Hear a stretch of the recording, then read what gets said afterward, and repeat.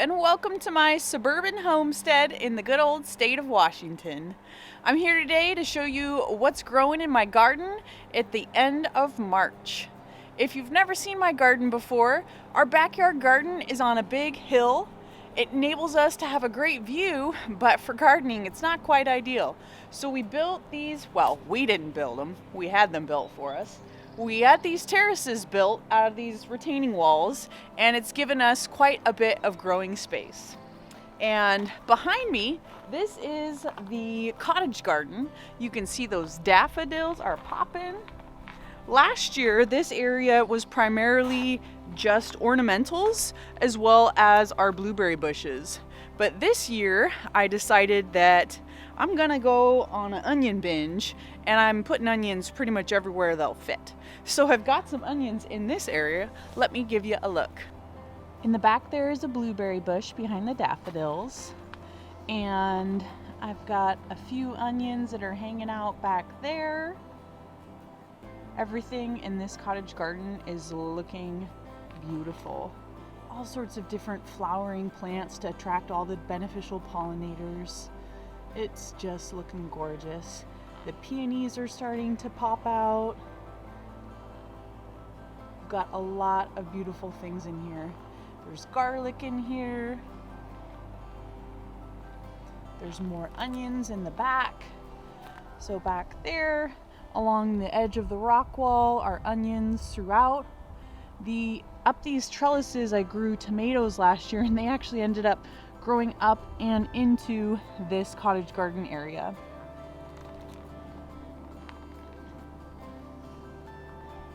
Don't mind my mess. I still haven't cleaned up from my pruning the other day. Hey, you know you're friends when you don't have to clean up before you do a YouTube video, right? So I really like the idea of growing garlic and onions throughout my ornamental gardens or my cottage gardens, just because they have kind of a nice structure and they don't really need to be tended to or harvested from until they are done. And there's more onions back here.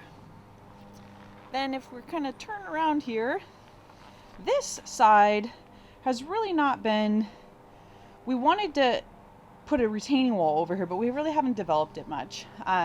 So that project didn't get done over the winter, and it's too late. I already planted. So it has 2 rows of onions in the front going down the whole bed, and behind those I'm either going to plant some zinnias or some pumpkins. I'll probably end up doing zinnias. Now that I planted the onions in here, the pumpkins will be probably a bit too much. Be nice to have something tall to go behind those onions. So that's the cottage garden area. Another big transformation that I did this year, I'm really excited about, was this space right there. So that used to be our raspberry patch, and as you can see, the end of it really kind of just drops off down that retaining wall. And my boys were always trying to pick raspberries right here. They'd be walking along there trying to get all the good raspberries because the best ones always grew right there, and it just made me a bit nervous. So we actually dug out those raspberries, and the boys helped me move them up to this area behind the swing set. You can't see them, so we better go take a look.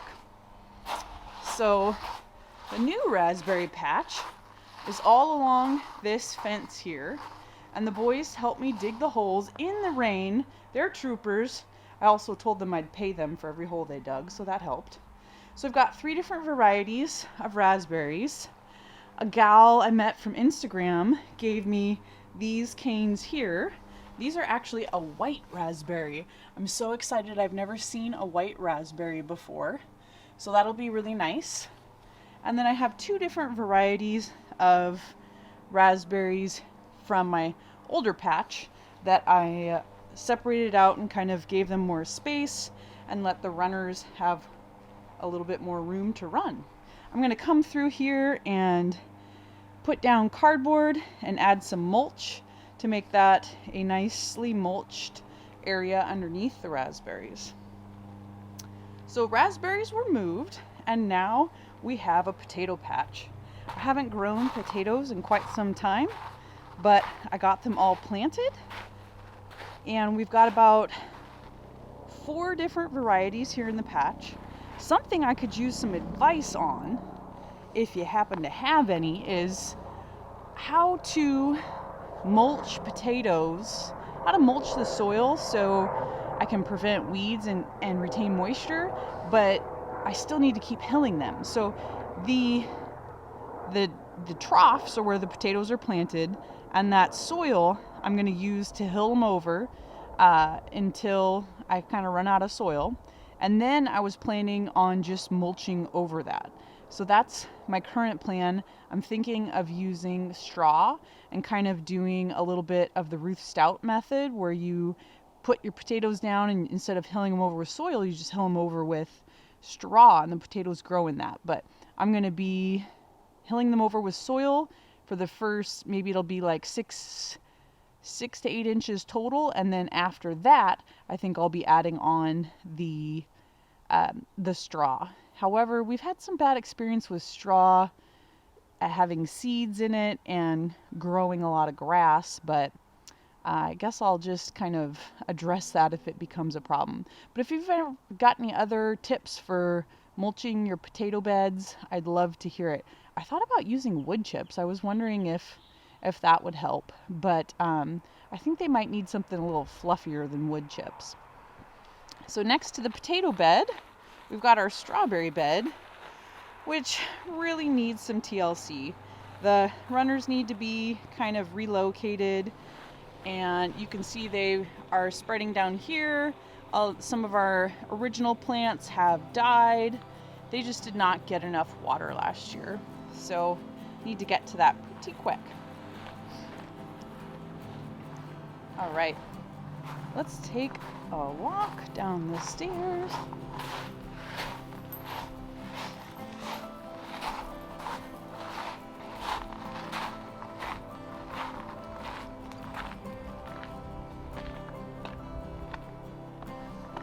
I'm so glad I planted these daffodils. They are just the shining star right now. Just imagine if there was no daffodils, that whole bed would just be boring. Over here, these forget-me-nots are starting to bloom. I'm so excited about those. Those came from some bird seed, some wild bird seed that fell over here a long time ago, and they're loving it. They are loving it right there.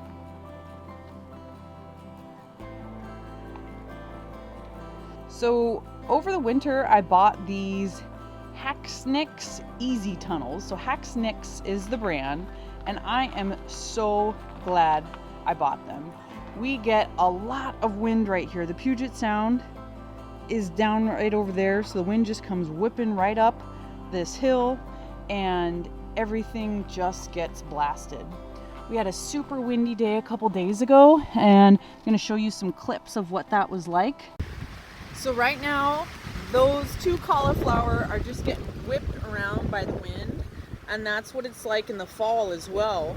And they don't thrive very well when they're whipped around like that. But as you can see, look at this, already has damage on it from that wind. I took these off. I took the tunnels off for a little while so they could get watered, and then I didn't think it was going to be windy, but it sure was. Inside the tunnel, these brassicas are doing so well. They're still a little beaten up from the wind from the other day, but I know that if I keep this on here, they will strengthen up, and these tunnels will just really, really help out my spring and my fall gardening, because the broccoli and cauliflower just were not able to thrive after being constantly whipped around by that wind. So I'm so grateful for these. They work really well. The rings came embedded in that plastic, so they're sewn into it, so the plastic does not fly off of the hoops at all. I have had a couple of times where the hoops flew off because I didn't have them staked in there well enough, but they withstood the pretty windy day the other day, and I'm quite pleased with them. I would love to be able to put them all the way down, but let's see, this was maybe like $28 for one of those, something like that. And I bought two, and so I really didn't want to invest more until I knew if they would really work. These beds here during the summer are mainly for my tomatoes and pole beans. But down here in the bed in front of the tomatoes, I've got this board here, and I'm trying a new method for germinating carrots. So I learned this from Jess from Roots and Refuge. She puts a board over her carrot seeds after she plants them, and that will help keep the rain from washing away the carrot seeds. They don't need light to germinate. So once they start germinating, once you see your first one poke through the soil, then you need to get the boards off so that the rest of them can have light when they do germinate. So I planted these on March 20th. So I don't see any germination yet, but I keep checking just to make sure. Don't mind my little romaine that I can't bear to let go of. Down here I've got some brassicas. Oh boy, look at that. I mean, this just got totally beat up. That's a purple kohlrabi. They just get thrashed in the wind. This sprouting broccoli was planted last fall, and it's been keeping us happy all through the winter. Just harvested a bunch yesterday for a sprouted broccoli beet salad. It was so good. Beets and broccoli all from here on the homestead. It's such a pleasing treat when you can provide a meal to yourself out of things you've grown. We had a Grown in Washington dinner. I didn't get to record it and share it with y'all, but it was really fun. We had a London broil from our beef that was grown in Washington. We had a sprouted broccoli We had a sprouted broccoli beet salad and some brown sugar cinnamon roasted butternut squash that was also grown right here on our urban homestead. This back part of the garden doesn't get a whole lot of sun quite yet, so I haven't planted anything, and I still need to clean up these beds a little bit. So soon here I'll be getting those planted. I haven't decided what yet I'm gonna plant here, whether I'm gonna wait to plant things after our first frost or get some more brassicas in here. I have plenty of brassica plants started, so I can pop those in, or I can wait just a little bit longer and start putting out some frost tender things. This will be the first year this lilac blooms for me. I'm so excited. It's just gonna add some nice texture and color to this area. Check out that awesome pot. I got that from our local Buy Nothing group, and I absolutely love it. Over here is the North Terrace garden. It's full of carrots that were planted last fall. Can't wait to harvest those. We should go pull one out and see what it looks like. And more brassicas under my tunnel here. Before we get up there though, I've got to show you this herb garden. So this area down here gets a ton of weeds and really does not hold a lot of water, poor soil. So I popped in a bunch of really small herb starts last year, and they are thriving. I realized that I had to plant really small starts because this soil is so rocky. You couldn't really dig much of a hole without losing some of your integrity of the rocks here. It would all just fall right off. So I got really small herb starts and popped them throughout, and they really love it here. So I might grab a few more this year just to help keep things going. Look at all that kale.